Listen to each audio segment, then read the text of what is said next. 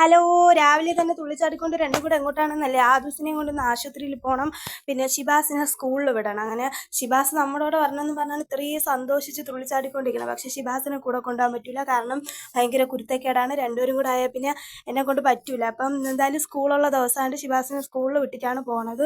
അപ്പോൾ ഷിബാസിൻ്റെ ബസ്സൊക്കെ കയറ്റി വിട്ടിട്ട് വന്നപ്പോൾ ഭയങ്കര വിഷമമായിരുന്നു, ഷിബാസിന് കൂടെ വരാൻ പറ്റാത്തതുകൊണ്ട്.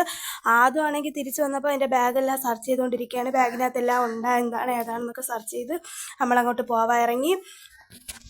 നമ്മുടെ വീടിൻ്റെ ഇവിടെ നിന്ന് കുറച്ചങ്ങോട്ട് നടന്ന് കയറിയാലേ ബസ് വരുന്ന മെയിൻ റോഡുള്ളൂ. അങ്ങനെ ഞാനും അതും കൂടെ ബസ് കയറാൻ വേണ്ടിയിട്ട് പോവുകയാണ്. ഇന്നെന്തോ ഒരു ഭാഗ്യത്തിന് ചെന്ന് അധികം നേരം ഒന്നും കാത്തിരിക്കേണ്ടി വന്നില്ല, ബസ് കിട്ടി. ബസ് കയറിയപ്പോഴാണ് അതിൻ്റെ അപ്പുറത്തെ തിരക്ക്. ഇന്ന് സ്കൂൾ ഡേയും കൂടെ ആയതുകൊണ്ടില്ലേ, കുട്ടികളൊക്കെ ഉള്ളതുകൊണ്ട് ഭയങ്കര തിരക്കായിരുന്നു. പക്ഷേ അമ്മയും കുഞ്ഞും ആയതുകൊണ്ട് സീറ്റ് ഏത് ബസ്സിൽ കയറിയാലും സീറ്റ് കിട്ടും. അതുകൊണ്ട് ഞാനും അതും കൂടെ അങ്ങോട്ട് ഇരിക്കാനുള്ള സീറ്റൊക്കെ കിട്ടിയായിരുന്നു. ആദ്യമാണെങ്കിൽ പുറത്തെ കാഴ്ചകളും കണ്ട് ബസ്സിനകത്തെ പിള്ളേരുടെ സംസാരവും ബഹളമൊക്കെ കേട്ട് ഇങ്ങനെ എല്ലാം നോക്കിക്കൊണ്ടിരിക്കുകയാണ്. പുറത്തെ കാഴ്ചകളും കുട്ടികളുടെ സംസാരവും ബഹളവും എല്ലാം കേട്ടിങ്ങനെ ഇരിക്കുകയാണ്. കുറച്ച് കഴിഞ്ഞപ്പോൾ സ്ഥലമെത്തി, സ്കൂളിലെ പിള്ളേരെല്ലാവരും ഇറങ്ങി, ബസ് കാലിയായി. പിന്നെ ഞാനും അതും പിന്നെ കുറച്ച് യാത്രക്കാർ മാത്രമേ ഉണ്ടായിരുന്നുള്ളൂ. പുറത്താണെങ്കിൽ മഴ ഇങ്ങനെ ചാറിക്കൊണ്ട് നിൽക്കുകയാണ്. ആദ്യം ഷിബാസിനുള്ള സ്വഭാവം, എവിടെയെങ്കിലും പോകണമെന്ന് പറഞ്ഞാൽ പിന്നെ ഒരു ഫുഡും കഴിക്കില്ല, ചായ കുടിക്കില്ല, ഒന്നും ചെയ്യൂല. വിശന്നിട്ടാണ് ആദ്യം ഇങ്ങനെ ഇരിക്കുന്നത് കേട്ടോ. പഠിച്ചു തുടങ്ങി. രാവിലെ ഇടിയപ്പം ഉണ്ടാക്കി ചായ ഇട്ട് ഇതെല്ലാം കൊടുത്തനൊക്കെ അതും കഴിച്ചില്ല. ഷിബാസ് ആണെങ്കിൽ ആകെ ഒരു പിടിയേ കഴിച്ചുള്ളൂ. എങ്ങോട്ടേലും പോകണമെന്ന് പറഞ്ഞാൽ പിന്നെ രണ്ടുപേർക്ക് ഊണും വേണ്ട, വെള്ളവും വേണ്ട, ഒന്നും വേണ്ട. എങ്ങോട്ടേലും പോയി എത്തിയാൽ മതി രണ്ടുപേർക്കും.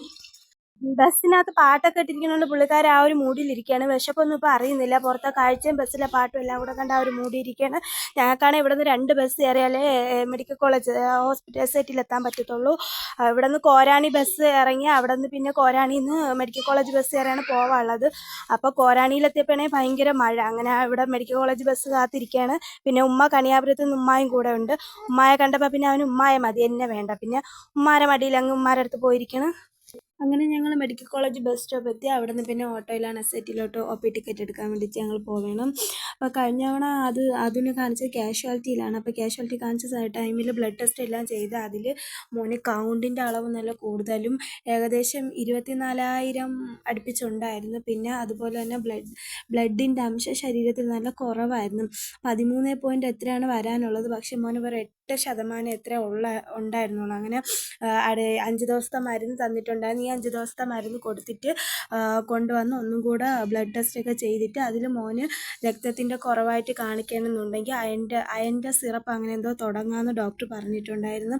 അങ്ങനെ ആദ്യമേ OP ടിക്കറ്റൊക്കെ എടുത്തിട്ട് നേരെ ലാബിലോട്ടാണ് പോകുന്നത് ബ്ലഡ് ടെസ്റ്റ് ചെയ്യാൻ. കാലൊക്കെ ആട്ടിക്കൊണ്ടിരിക്കുന്നുണ്ട്. ഒരു ചെരുപ്പ് വരുന്ന വഴിക്ക് എവിടെ കൊണ്ടുവന്ന് കളഞ്ഞിട്ടാണ് ഇങ്ങനെ ഇരിക്കുന്നത്. അവനിക്ക് എവിടെ പോയാലുള്ള സ്വഭാവമാണ്, ഒന്നിൽ ചെരുപ്പ് കളയും അല്ലെങ്കിൽ തൊപ്പി കളയും, എന്തേലും ഒരെണ്ണം കളഞ്ഞിട്ടല്ലാതെ അവൻ വരില്ല. ടോക്കൺ എടുക്കുന്നിടത്ത് നല്ല തിരക്കായിരുന്നു. 75ാമത്തെ ടോക്കനാണ് കിട്ടിയത്. അങ്ങനെ പിന്നെ പെട്ടെന്ന് വെയിറ്റ് എല്ലാം നോക്കിയിട്ട് നേരെ നമ്മൾ ലാബിലോട്ടാണ് പോയത്. ഞാനും ഉമ്മായും അവനെ എടുക്കാമെന്ന് പറഞ്ഞിട്ട് അവൻ കേൾക്കില്ല. അവന് സ്വന്തമായിട്ട് തന്നെ നടക്കണം. അത് ഞാൻ പിടിച്ചാൽ പോരെ, ഉമ്മായും കൂടി പിടിക്കണം.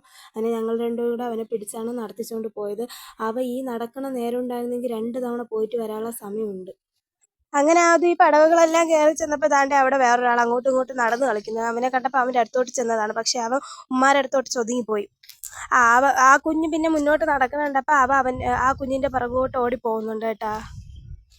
ഞങ്ങളിപ്പോൾ ലാബിലോട്ടാണ് പോകുന്നത്. ആദ്യം അവന് ബ്ലഡ് എടുക്കാനുണ്ട്. അപ്പോൾ ഹെമറ്റോളജി ലാബിലോട്ട് പോയിട്ടാണ് അവന് ബ്ലഡ് എടുക്കാനുള്ളത്. മറ്റേ വിരലിൽ കുത്തിയിട്ട് എന്തോ മറ്റേ ഇതിലൊക്കെ വീഴ്ത്തി ടെസ്റ്റ് ചെയ്യില്ല, അങ്ങനത്തെ ടെസ്റ്റിന് വേണ്ടിയിട്ടാണ് കൊടുത്തിരിക്കുന്നത്. അങ്ങനെ നമ്മൾ ഹെമറ്റോളജി ലാബിലോട്ട് പോവുകയാണ്.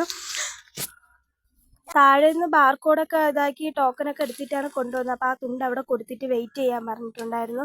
അങ്ങനെ ഞാനും ഉമ്മായി അതും കൂടെ അവിടെ വെയിറ്റ് ചെയ്തിരിക്കുന്നു. അപ്പോഴത്തേനും ഇതാ അടുത്ത ആൾ അങ്ങോട്ടും ഇങ്ങോട്ടും നടക്കുന്നുണ്ട്. ആദ്യം ഒന്നിങ്ങനെ സൂക്ഷിച്ച് നോക്കിയിട്ടാണ് ഒരൊറ്റ പോക്ക്.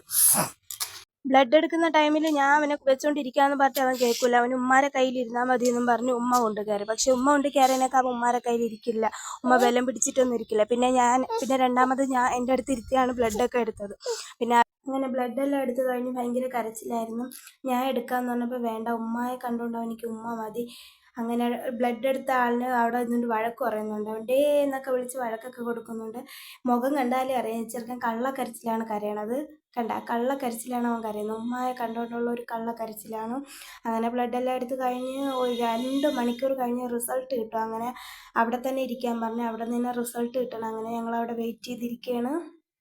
അങ്ങനെ റിസൾട്ടൊക്കെ കിട്ടി ഡോക്ടറെ കൊണ്ടുവന്ന് കാണിച്ച്. അപ്പോൾ ഡോക്ടർ നോക്കിയിട്ട് പറഞ്ഞു കൗണ്ടൊക്കെ നോർമലായി, പക്ഷെ ബ്ലഡിൻ്റെ അത് രക്തത്തിൻ്റെ കുറവുണ്ട്, അതുകൊണ്ട് ഒരാഴ്ച കൂടെ കഴിഞ്ഞ് അയൺ സിറപ്പ് തുടങ്ങാൻ പറഞ്ഞു. എന്നിട്ട് 2 മാസം കഴിഞ്ഞ് അവനെ കാണിക്കുന്ന ഒ.പിയിൽ കൊണ്ടുവന്ന് കാണിച്ച് ഒന്നുകൂടെ ബ്ലഡൊക്കെ ടെസ്റ്റ് ചെയ്യാൻ പറഞ്ഞു. ഞാനും ഉമ്മയും അതും കൂടെ ഓട്ടോയിൽ കയറി ബസ് സ്റ്റാൻഡിലോട്ട് പോവുകയാണ്. അവിടെ നിന്ന് ചിറയൻകീഴ് ബസ് കയറി. ഞാൻ ചിറയൻകീഴിലും ഉമ്മ കണിയാപുരത്ത് ഇറങ്ങും.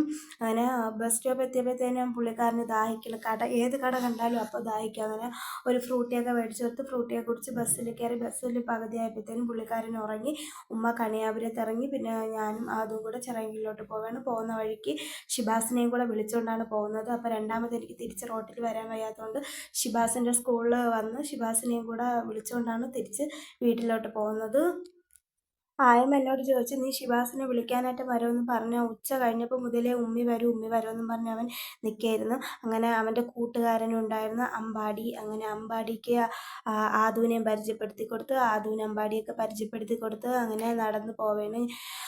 അങ്ങനെ രണ്ടുപേരെയും കൂടെ കൊണ്ട് വീട്ടിലെത്തി. അപ്പോൾ tata bye bye, okay, see U.